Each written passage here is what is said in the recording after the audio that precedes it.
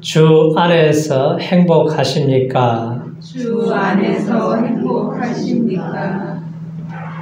빌립보 성도들이 살던 시대나 오늘 이 시대나 누구에게나 여러 가지 문제를 만나게 됩니다. 환경의 문제도 있고 사람과의 문제도 있고 또 이단의 공격을 받을 때도 있어요.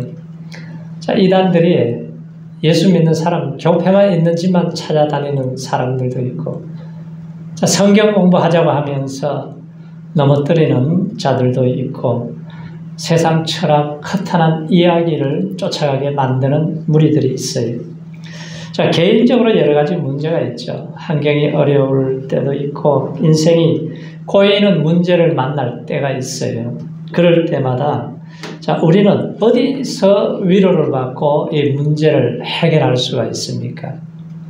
오늘 사도 바울은 환경적으로 보나 어떤 모든 삶의 비례를 보나 참 힘들고 어려운 가운데 있지만 그가 이 모든 문제들을 어디서 해결하느냐? 예수님 안에서 해결해요. 주 안에서 힘을 얻고 지혜를 얻고 그 주님 주시는 기쁨과 행복을 누리면서 살았습니다. 오늘 1절을 한번 같이 읽어보세요. 1절에 시작.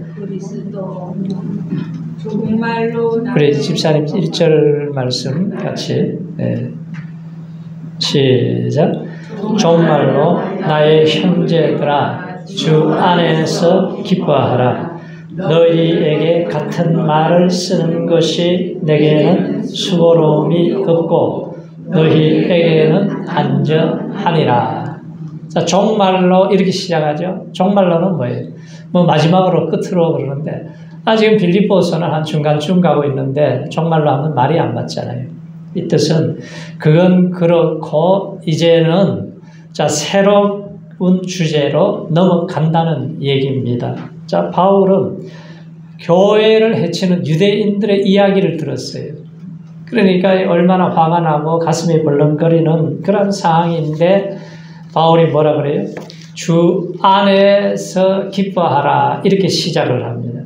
기쁨을 강조하는 까닭은 바울이 힘들고 어려운 문제를 만날 때마다 해결할 수 있는 비결을 배운 거죠. 아무리 어려운 상황 속에서도 예수님 안에서 기쁨을 잃어버리면 안 된다는 거예요. 자, 내가 지금 기뻐하고 있는지, 내가 무엇을 기뻐하고 있는지, 아니면 내 속에 슬픔과 좌절과 절망과 슬픔과 고통이 시기와 질투와 분노와 불만으로 가득 차 있는지, 어떤 마음의 상태인지 진단을 해보면은 기준이 있어요. 내가 주님 안에 있는지 주님 밖에 있는지 여기에서 진단이 됩니다. 자, 마음이 주 안에 있으면은 안전한 거예요. 그러나 주 밖에 있으면은 모든 것을 잃어버리게 됩니다. 자, 이러한 위험을 감지할 수 있는 센서가 내 마음속에 있는 기쁨이에요. 자, 바울은 이러한 의도에서 너희에게는 주 안에 있으면 안전하다고 말씀을 하고 있습니다. 자, 내 신앙을 항상 점검해야 될 것은 내가 주 안에 있느냐 주 밖에 있느냐. 우리는 살다 보면은 자꾸 세상 유혹을 받고 내 인간의 욕심을 따라서 쫓아가게 되고 허탄한 이야기를 쫓아가는 때가 있어요. 자, 그럴 때마다 우리가 주님 안에 있으면은 이것이 바로 잡혀지게 되어 있어요. 주님 안에 있느냐, 주님께 붙어 있느냐 살펴보라는 거예요. 주 안에 뿌리를 두고 있으면은 문제가 오고 환경이 어렵고 문제가 생겨도 주님의 공급하시는 힘이 있으면은 모든 것을 넉넉하게 이기게 하실 줄로 믿습니다. 그래서 우리가 주님 안에 있으면은 뭘 할 수가 있어요? 기도할 수가 있어요. 주님 밖에 있으면 염려, 근심, 절망 속에 빠져들어갑니다. 그래서 아무것도 염려하지 말고 오직 모든 일에 기도와 간구로 너희 구할 것을 감사함으로 하나님께 아뢰라. 그리하면 예수님께서 우리의 마음과 생각을 어떻게 지켜주신다는 거예요. 자, 주 안에서 행복하게 살려면은 삼가해야 될 것이 세 가지가 있다고 그래요. 자, 2절을 보세요. 2절에 시작. 개들을 삼가고 행악자를 삼가고 손할례당을 삼가라. 아, 기뻐하라고 외치던 바울이 갑자기 거칠어졌어요. 유대인들에게 막 욕설을 퍼붓듯이 반박을 합니다. 개들이라는 것은 유대인들이 잘 쓰는 말인데 이방인들을 얘기해요.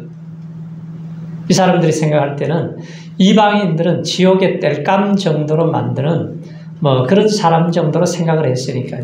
그래서 이 이방인들, 우리가 거룩한 백성인데 이방인은 불교를 했기 때문에 이 욕설을 유대인들에게 되돌려주는 얘기죠. 자, 유대인들을 행악자라 그래요. 왜냐하면은 바울이 전하는 복음, 예수 믿음으로 구원받는 것이 아니고 율법을 행해야 되고 의를 행해야 되고 율법으로 말씀을 지켜야 구원을 받는다고 하는 잘못된 교리를 가리킵니다. 그럼 이 사람들이 그렇게 사느냐? 아니에요. 그렇게 살지도 않아요. 그냥 위장을 하고 가면을 쓰고 포장을 하고 살면서 말씀을 자꾸 그렇게 얘기를 하는 거예요. 그러니까 이 사람들을 뭐라 그래요? 외식하고 자꾸 자기 자랑만 늘어놓는 사람들입니다. 그래서 가면을 벗고 거침없이 행악하는 자들이다. 자, 이 사람들 때문에 우리가 기쁨을 잃어버리면 안 된다는 거예요. 그 다음에 또 손할례당이라고 그러잖아요. 그러니까 이스라엘 백성들이, 유대인들이 단순히 할례는 뭐예요? 살점을 떼어내는 것, 포경수술하는 것. 자, 이것을 비유하는 말이죠. 자, 그것만 했다고 해서 거룩한 백성이 되느냐? 그런 의식을 취했다고 해서 몸에다가 표시만 한다고 해서 이 사람이 정말 구원을 받고 거룩한 백성이 되느냐? 그래서 할례는 어디에 행해야 돼요? 마음에다 할례를 행하라 그러잖아요. 그래서 개들과 행악자들 손할례당을 삼가해야 된다는 거예요. 경계해야 된다. 이 사람들에게 휩쓸리지 말고 너희들이 바로 설 때에 주님 안에 있을 때에 이 기쁨을 누릴 수가 있게 되는데, 그러면은 이들이 또 해야 될 일이 있어요. 해야 될 일이 뭐냐?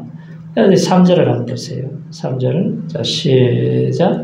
하나님의 성령으로 봉사하며 그리스도 예수로 자랑하며 육체를 신뢰하지 아니하는 할례당이라. 구약시대 이스라엘 백성들은 하나님의 인도를 어떻게 받았습니까? 그 강야에서 밤에는 불기둥으로, 낮에는 구름기둥으로. 그럼 오늘 이 시대에는 여러분들이 하나님의 인도를 어떻게 받아요? 성령으로 받아요. 하나님의 말씀, 성령으로 기록한 말씀으로 받는 거예요. 그래서 우리가 예배 시간마다 성령으로 하나님의 말씀이 잘 들려져야 돼요. 그래서 우리가 성령으로 예배하라. 성령으로 기도하고 성령으로 봉사해라. 자, 성령께서 말씀을 들을 때 우리를 진리 가운데 깨우쳐 주시고 예수님이 하신 말씀이 알아지게 하고 진리 가운데로 인도하시고 모학 선생이 되어서 우리의 갈 길을 인도해 주시고 지혜를 주시고 능력을 주시고 우리의 속사람을 능력으로 강건하게 해주시는 분이 누구예요? 성령님이세요. 그리고 자랑은 누구 자랑하고 있습니까? 요즘 예수님 자랑하세요? 아니면 무슨 자랑하세요? 개똥탄 얘기하세요? 예수로 자랑하라는 거예요. 예수로. 무슨 업적을 남기고 큰 일을 행하게 되면은 막 사람들이 입에 거품을 물고 막 자랑을 합니다. 자기 자랑을 해요. 골프 재미에 빠진 목사님이 계셨어요. 주일이 됐는데 그렇게 골프가 치고 싶어가지고 교회에다가 몸이 좀 아파서 교회 오늘 못 나가니까 그런 줄 알라고 그리고 골프장에 갔어요.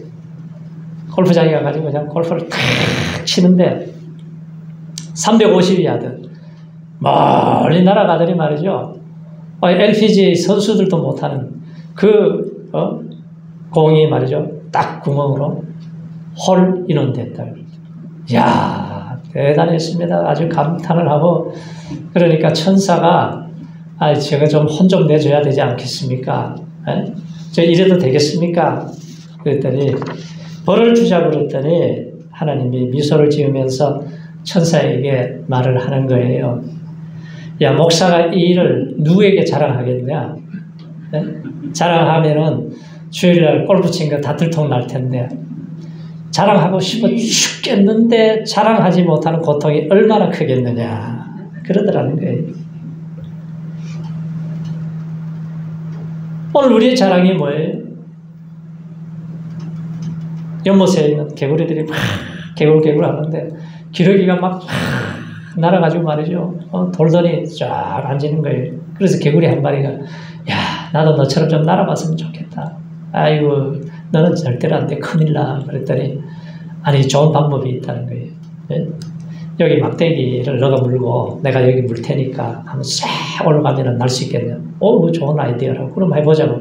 그걸 딱 물고 말이죠. 하늘을 쫙 날아가 올라가니까 밑에 있는 개구리 씨들이, 아이고, 어떻게 이런 아이디어를, 이렇게 기가 막힌 아이디어를 어떻게 생각을 했냐 그랬더니, 이 개구리가 주둥아리가 건질건질 해가지고 견디지를 못하다가 내가 했지 그래서 떨어져서 죽어버렸다 그러잖아요.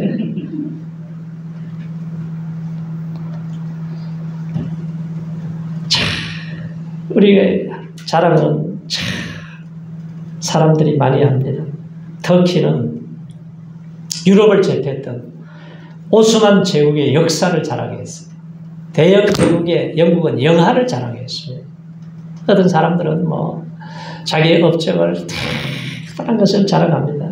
바울은 자랑할 것이 많다는 거예요. 나는 이스라엘의 족속이요, 히브리인이고, 할례를 받은 사람이고, 베냐민 집하고, 율법에 흠이 없는 사람이다. 자랑할 게 많이 있다니. 그런데 예수를 만나고 나서부터는 오직 예수님의 십자가만 자랑한다는 거예요. 예수만 자랑합니다. 자, 우리의 자랑이 뭐가 돼야 돼? 이제 앞으로는 예수님만 자랑하시기 바랍니다. 예수님만 자랑하라는 거예요. 바울이 막 사람들이 자랑을 해요. 자기 업적을 자랑하니까 고린도후서 11장에는 자기 자신이 자랑할 것이 있다고 그래요. 너희가 그리스도 일꾼이냐 정신없는 말을 하지만 나도 더 그러하다 그래요. 내가 수고를 넘치도록 하고 옥에 갇히기도 많이 하고 40에 하나 가만배를 내가 5번씩 맞고 매도 수없이 맞고 죽을 뻔하고 여행의 위험, 강도의 위험, 여러 가지 위험 속에서 춥고 졸이고 배고프고 헐벗고 자지 못하고 많은 고통을 당했는데 내가 자랑할 것 딱 하나 있는데 나의 약한 것을 자랑합니다.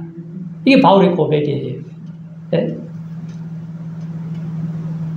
그래서 하나님이 나 같은 미련한 이 죄인 중에 개수 같은 놈을 변화시켜서 하나님이 나를 써주시는 것만 해도 감사합니다. 그래서 내가 결코 십자가 외에는 자랑할 것이 없다는 거예요. 그리고 육체를 신뢰하지 말라. 주 안에서 살아야 할 사람은 주님을 떠나서 육체를 신뢰하며 살아갈 때 주시는 하나님의 은혜를 잃어버립니다. 예레미야 17장에 보면은 사람을 믿으며 혈육으로 권력을 삼고 그 마음이 여호와에게서 떠난 그 사람은 저주를 받을 것이라. 사막의 떨기 나무 같아서 좋은 일에 오는 것을 보지 못하고 강약 간조한 것 건건한 땅 사람이 거하지 않는 땅에 거하게 된다 그랬습니다. 그래서 바울이 오늘 본문에 뭐라 그래요? 야, 육체를 신뢰할 만한 것이 있어요. 8일 만에 할례를 받았어요. 하나님의 백성이 이스라엘의 족속이 용감한 베냐민 지파예요. 히브리인이 히브리이고 가말리엘에서 공부한 사람이고 바리새인이고 율법의 의로는 흠이 없는 사람. 세상 사람들이 자랑할 것이 많고 신뢰할 것이 많다고 자랑하는데 바울은 이 모든 유익하던 것을 배설물로 여겼다. 다 해로 여겼다는 거예요. 자기 자신의 야망을 위해서, 자기 자신의 이 권력을 위해서 쫓아가던 모든 것들이 이게 배설물이구나. 냄새나고 악취나고 아무 쓸모없는 것이구나. 깨닫고 나서 바울이 예수를 알아가는 것이 가장 좋다는 거예요. 8절에 보세요. 8절에 뭐라 그래요? 8절에 우리 같이 읽겠습니다. 시작. 또한 모든 것을 해로 여김은 내 주 그리스도 예수를 아는 지식이 가장 고상함을 인함이라. 내가 그를 위하여 모든 것을 잃어버리고 배설물로 여김은 그리스도를 얻고. 예수님 만나고 나니까, 천국을 갔다 오고 나니까 세상 것들이, 자기 그 인간의 그 욕심으로 뭔가 가려고 하던 것들이 이게 배설물이다. 이 깨달은 거예요. 자, 신앙이 확실하고 어떤 문제가 오고 고난이 오고 핍박이 오더라도 흔들리지 않는 신앙이 어떤 신앙이냐? 부활 신앙입니다. 자, 바울이 아시아에서 인생에 힘든 시간들이 있었어요. 복음을 전하면서 너무 고통이 심했어요. 너무 두려워요. 살 소망까지 끊어졌다고 그래요. 사형 선고를 받은 줄 알았다고 그래요. 그런데 그 다음에 하는 말이 뭐예요? 자기를 의뢰하지 말고 오직 죽은 자를 다시 살리시는 하나님만 의뢰하게 함이래라. 사망에서 우리를 건지시려 이후에도 건지시는 주님을 의뢰하게 하시는 하나님. 크리소스톰이 교회 역사 가운데 위대한 인물로 기억이 됩니다. 그는 기도의 사람이고 복음을 전하면서 어떠한 고난과 위협 속에서도 담대하게 사명을 감당했어요. 그런데 그 당시에 황제 아르카디우스와 항후 유독시아, 그 잘못된 것을 아주 거침없이 비판을 하는 거예요. 그랬더니 그 항우가 얼마나 독한지 크리소스톰을 콘스탄티노플에서 추방을 시켜버렸습니다. AD 403년에. 그럼에도 불구하고 그는 강직해서 완강한 태도로 결국은 이제 유배를 당하게 되면서 407년에 순교를 당하게 되는데, 그때까지 그의 삶은 아주 담대하게 복음을 전하고 조금이라도 문제가 있으면 지적을 했어요. 그래서 콘스탄티노플의 왕후 이 유독시아의 미움을 받아서 이제 유배기를 가면서 마지막 설교를 합니다. 내가 무엇을 두려워하리요? 내 목숨을 찾는다면은 죽어줄 수 있습니다. 이 생명은 주님의 것이니까. 나의 모든 것을 빼앗는다 그래도 나는 걱정하지 않습니다. 왜? 내가 빈손으로 온 사람인데, 너를 쫓아내면은 내가 엘리야 같이 될 것이고, 나를 구덩이에 던지면 나는 예레미야 같이 살 것이고, 나를 바다에 던지면 요나 같이 될 것이고, 나를 때린다면은 바울 같이 될 것입니다. 아무 두려움이 없다고 그랬어요. 내가 당하는 모든 사건, 모든 고난을 통하여 하나님만이 높임을 받으셔야 됩니다. 강금을 시켰어요. 그랬더니 하나님, 이 감옥이 조용한 곳에서 이렇게 기도할 수 있는 시간을 주시니 감사합니다. 그 소리를 항우가 듣고 아주 사나운 죄수들만 있는 곳에 집어넣었어요. 그랬더니 하나님께서 드디어 이 죄수들에게 복음을 또 전할 수 있는 기회를 주시니 감사합니다. 기도를 하는 거예요. 그랬더니 사형을 시켜버려라. 사형을 시킨다고 그랬더니 내가 이렇게 영광스러운 순교를 할 수 있는 아름다운 죽음을 죽을 수 있게 해주시니 감사합니다. 세상이 감당할 수 없는 사람입니다.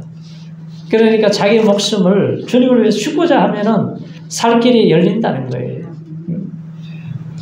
내가 장차받을 고난을 두려워 말라. 볼지어다 마귀가 장차 너희 가운데서 몇 사람을 옥에 던져 시험을 받게 하리니 너희가 10일 동안 환난을 받으리라. 네가 죽도록 충성하라. 그리하면 생명의 면류관을 내게 주리라. 이 약속입니다.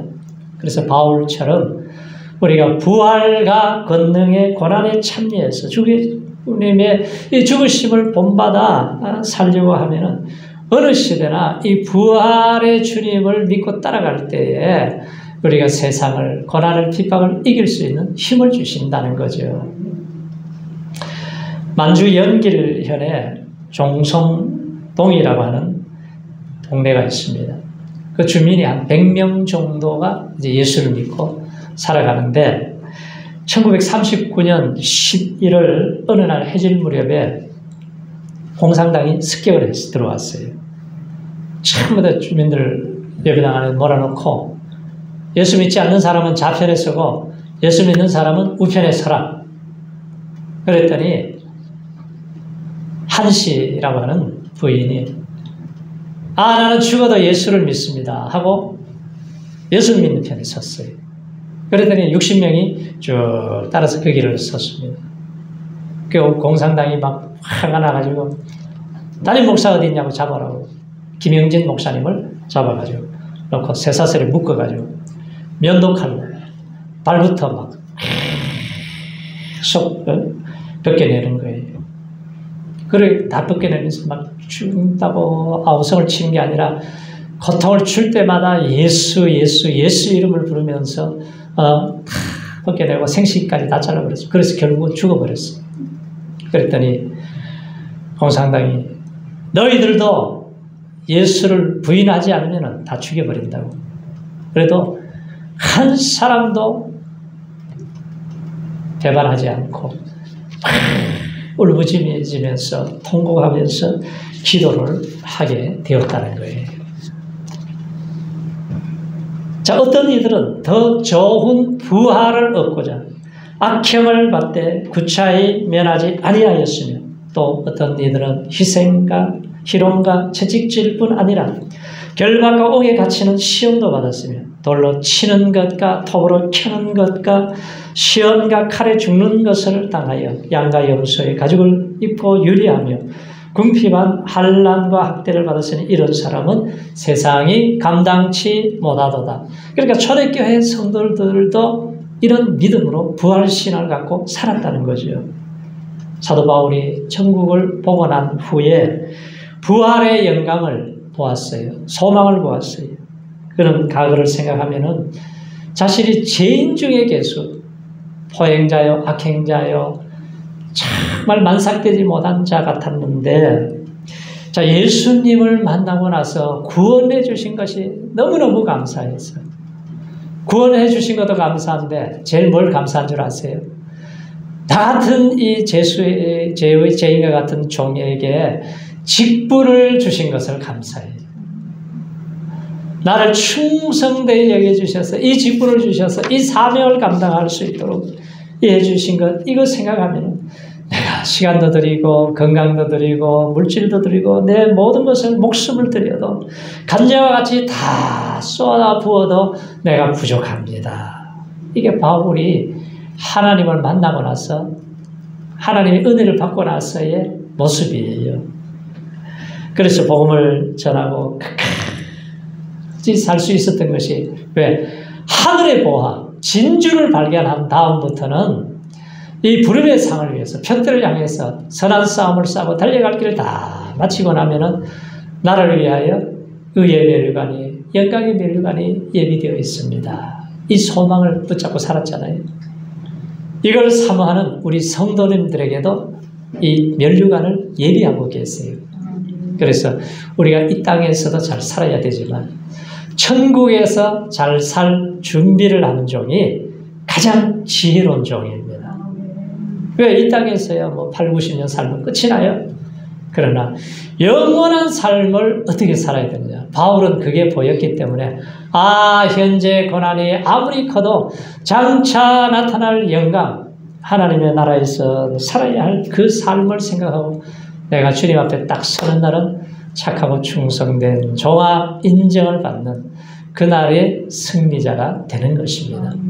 그래서 우리 성도님들이 하나님의 마음을 시원하게 해드리다가 주님 앞에 설 수 있는 축복을 주시기를 축원합니다.